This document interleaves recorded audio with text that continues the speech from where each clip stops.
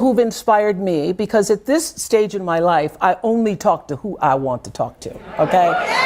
So, I really do. And so to be surrounded by people, and this is the truth, whether you have a talk show or not, whatever you're doing in your life, you need to surround yourself with people who are going to stimulate, inspire, and lift you up, who are going to give you energy and not take energy away from you. And if you're around people who are taking energy away from you, that's an energy drain. And that is the sign from your instinct, your inner voice, your intuition to say, let them go. Wow. Yeah. Wow. Who've inspired me. When you can surrender to the dream, you get to live in the space of the higher power. You get to live in the space that you purposefully have come to earth to claim for yourself. When you can surrender to the dream, you get to live in the space of the higher power. You get to live in the space that you purposefully have come to earth to claim for yourself. Everybody works hard, and everybody has their own dreams. There was a time where I used to spend a lot of energy wanting things. Of course, it's easy for me to say, oh, things don't define you because I got a lot of things. Things are nice, I like them. But this is what I learned. When you can surrender to the dream, you get to live in the space of the higher power. You get to live in the space that you purposefully have come to earth to claim for yourself.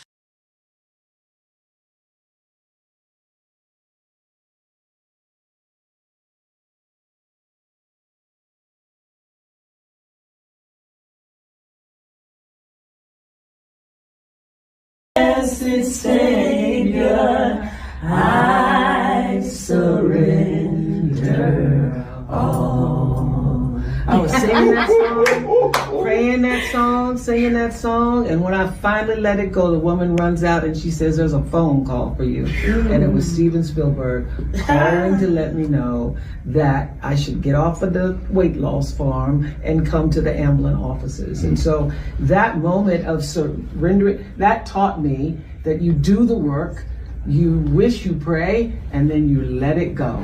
You just surrender all. And God can dream a bigger dream for you than you could ever dream for yourself. Blessed Savior, I surrender all. I was singing that song, praying that song, singing that song, and when I finally let it go, the woman runs out and she says, there's a phone call for you. And it was Steven Spielberg calling to let me know that I should get off of the weight loss farm and come to the Amblin offices. And so that moment of surrendering, that taught me that you do the work, you wish, you pray, and then you let it go. You just surrender all. And God can dream a bigger dream for you than you could ever dream for yourself. Most importantly, it taught me the power of surrender. You don't just have to stand. When you've prayed and cried and stood and tried some more and sacrificed and wanted and dreamed and held on and believed and got turned down and turned back and turned around, it taught me that when you've done everything you can do, surrender all. Most importantly, Where doctors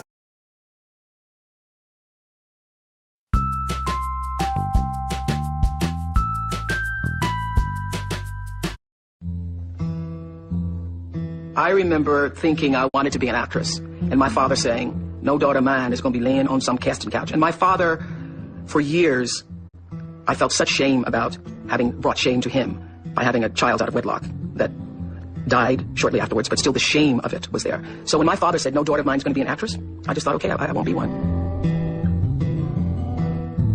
People doubt that your thoughts create reality for you. It doesn't. If you're just sitting around thinking I want something, it doesn't. But there's no question, if the energy and the vibrational frequency is correct, is in sync with what is to come your way, that there is a space that you create that allows that to happen. And nothing more than the color purple explains that to me. That's what made a believer out of me. I read a review in the New York Times about the color purple on a Sunday morning. I got out of bed with my pajamas on, put the coat on over my pajamas, went to the bookstore to get the book after reading the review. I started reading it in the bookstore. Dear God, I'm 14 years old. Please tell me what's happening to me. That is my story. Oh my God. Somebody else has this story? I go home, I finish the book that day. Before the bookstore closes, I'm back in the bookstore getting every book that they had, which I think was like 8 at the time. I buy all of those books, I hand them out to everybody I know at work.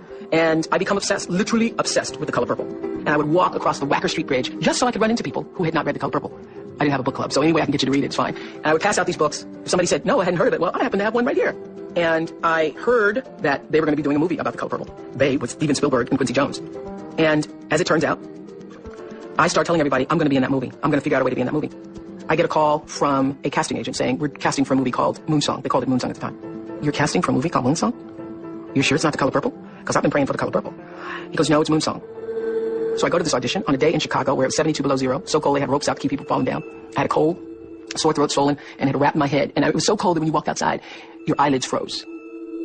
When I walked in there, I thought, oh my goodness, it is The Color Purple. Because I know every character. I read the book. I read for The Color Purple, and not only am I reading, I'm reading like for a major role. They want me to read for Sophia. She's married to Harpo. And Harpo is my name, spelled backwards. So I think if that is not a sign from Jesus himself, I never saw a sign bigger than that. So I audition, I hear nothing. I ended up months later calling the casting agent, saying, I haven't heard anything. He said, you don't call me. What are you calling me for? I call you. And we have real actresses who are auditioning for this part.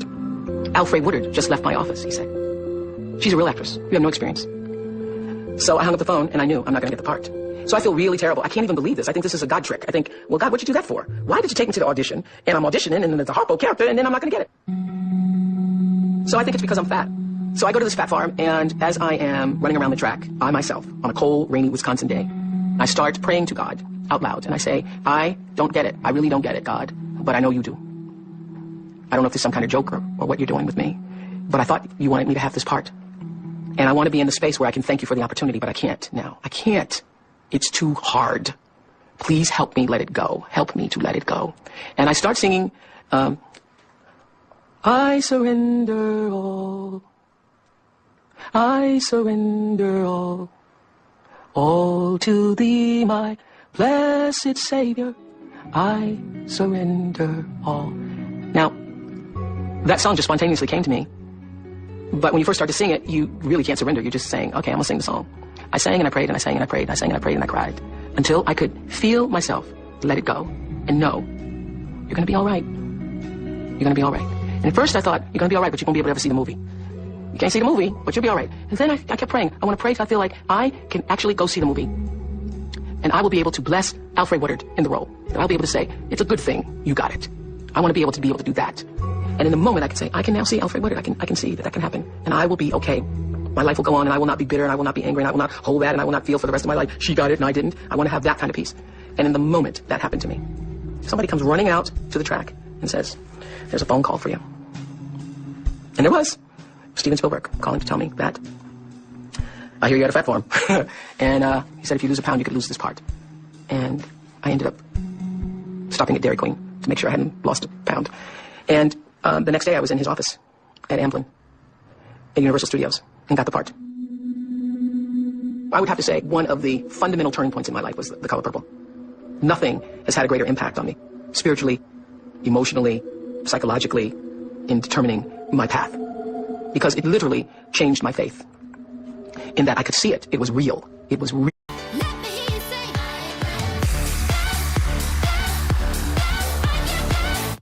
So today I'm with Zach, one of our 5D members, recently joined the group a few months ago, and now... All my life I had to fight. I had to fight my daddy, I had to fight my uncles, I had to fight my brothers. Girl, child ain't safe in the family names. But I ain't never thought I had to fight in my own house. I love Harpo. God knows I do. But I kill him dead before I let him live. This life be over soon. Heaven lasts always. Girl, you ought to bash Mr. Head open and think about heaven later. God can dream a bigger dream for me, for you, than you could ever dream for yourself.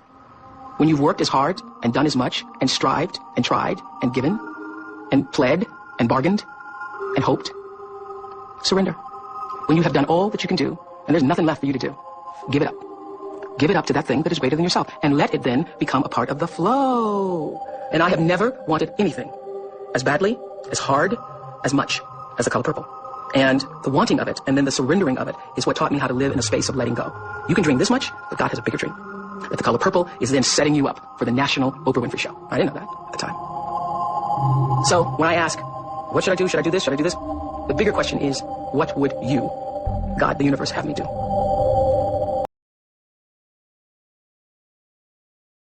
Today on Super Soul Sunday. You look beautiful. Thank you. The world got a glimpse of her heart through her hit songs. Multi-platinum, Grammy award-winning